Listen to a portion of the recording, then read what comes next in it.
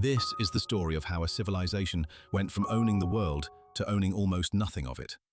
And the numbers tell you exactly how far the fall has been.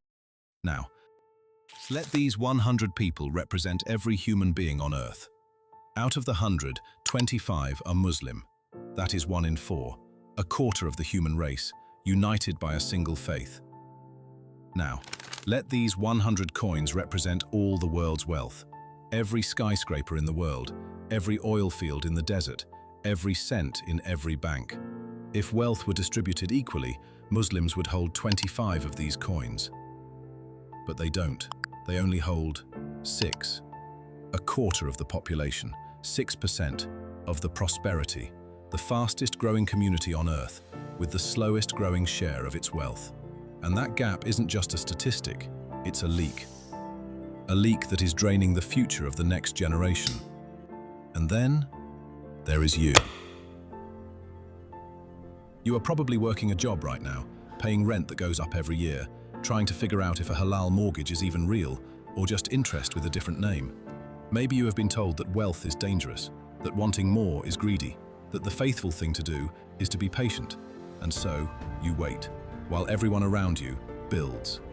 Same cities, same decades, same opportunities, Indian diaspora, building equity, Chinese diaspora, compounding pensions, Jewish community, transferring wealth to the next generation, Muslim families in the same streets falling further behind, every single generation.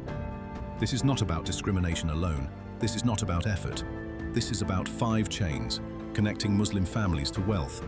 They have been broken, link by link, for 3 generations. But every single chain can be repaired. For the first time, this can stop. With your generation. At the end of this video lies something more valuable than any single investment: clarity. The clarity to finally understand why the gap exists, and the confidence to do something about it. Now, let's reconnect every single one chain at a time. What is the first thing that comes to your mind when you hear the words halal product? Food, probably. A label, a stamp, a restaurant you trust. Now, here is a different question. Why are the world's biggest food chains, fast food giants, supermarket groups, global brands, all racing to launch halal menus and Ramadan campaigns? These are not charitable gestures, they are calculated business decisions. And the calculation is simple. Muslim consumers spent $2.4 trillion globally in 2023. Across food, fashion, cosmetics, and travel. The corporations understood before the community did that Muslim spending power is one of the most significant economic forces on Earth. They studied it, they built strategies around it, and they positioned themselves directly in its path. Because they also understood something else. Economists call it the velocity of money. How long a dollar circulates inside a community before it exits to the outside world. In Asian diaspora communities, up to 30 days. In Jewish communities, 20 days. In the Muslim community, 6 hours. The money arrives, it is earned, and within hours, it is gone. Flowing into businesses the community does not own. The halal food market, the Islamic fashion industry, the Muslim travel sector, the Ramadan campaigns. Muslim consumers generating the demand. Non-Muslim corporations capturing the equity, year after year, on the back of a community that never asked who owned the machine it was feeding. The repair begins with one question. Every time money leaves your hands, where is it going? And will any of it ever come back? Chain 1, reconnected. The second chain works differently. It does not take what you spend, it takes what you never built. Muslim families across the West have spent decades avoiding conventional mortgages, refusing interest, choosing faith over financial convenience, making one of the most difficult economic sacrifices any community in the modern West has been asked to make. And every single month, the rent they pay to their landlord goes directly toward paying down that landlord's interest-bearing mortgage. They are not standing outside the interest-based system, they are inside it, funding it, building wealth for someone else, while their own balance stays at 0. And the generation that follows inherits exactly that, 0. No deposit, no equity, no head start. The starting line moves back, every single time. The numbers tell you exactly what this costs. Less than half of UK Muslims own their home, 45.6%, compared to 62.8% of the general population. Muslims have the highest social renting rate of any religious group in the country. But 2026 looks different from every year before it. Halal mortgage providers now exist that are competitive in rate, in deposit requirement, and in accessibility, in a way they simply were not a decade ago. Feeder, Gatehouse, Baraka, UIF Corporation, the door is open. This generation does not have the same excuse as the last one, and more importantly, it does not have to pass the same closed door to the generation that follows.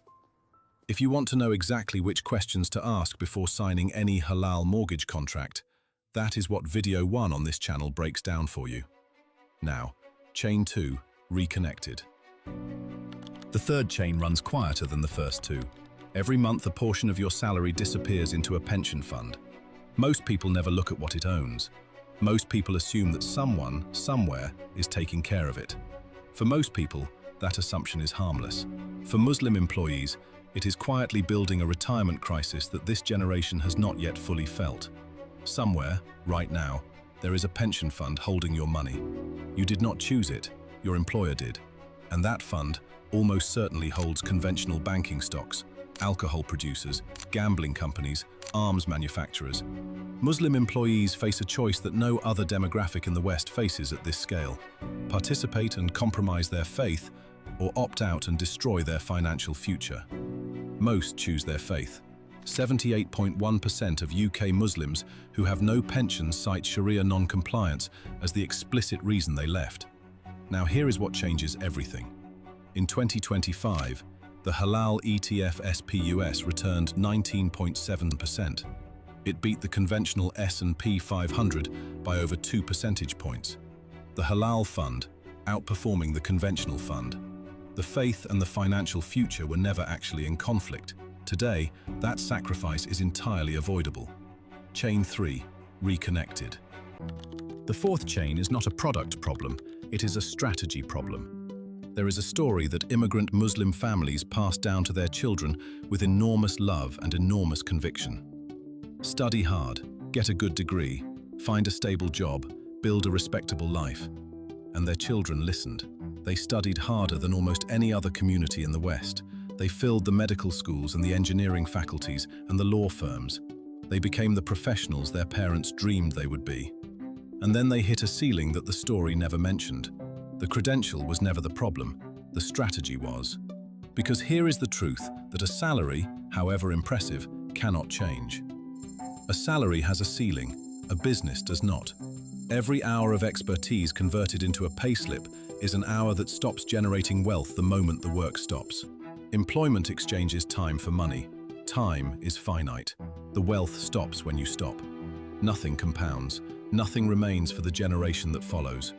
Wealth does not flow to those who work the hardest. It flows to those who solve the biggest problems at the largest scale. To those who build something that works when they are not in the room. To those who create value that can be owned, grown, and transferred. The pivot this generation needs is not from faith to ambition. It is from building someone else's future to finally building its own. Chain 4, reconnected. The fifth was never broken by a system. It was broken by a story passed down at dinner tables. You were told that wealth is dangerous, wanting more is greedy. The faithful thing to do is to be patient. And most Muslims grew up inside some version of this story, heard it at the dinner table, heard it at the mosque, absorbed it so completely that it stopped feeling like an opinion and started feeling like a fact. And facts, believed deeply enough, do not stay inside the mind. They produce behavior, and behavior produces a number. Jewish households, £312,500. Christian households, £164,000. UK, median Muslim household wealth, £20,500. This is the mathematical output of a belief, applied consistently across 3 generations of financial decisions. How does a story survive 3 generations? Not through systems, not through institutions, through dinner tables, through the conversations that happen and the ones that never do. Most Muslim children grow up in homes where money is discussed only when there is not enough of it, never as a tool, never as a responsibility, never as something that can be understood, directed, and passed on intentionally. The child who was never shown how to build something of their own works for someone who was. Financial education is not a school subject, it is a family conversation. It starts at home, with a parent who decides that their child will understand money before the world gets to them first.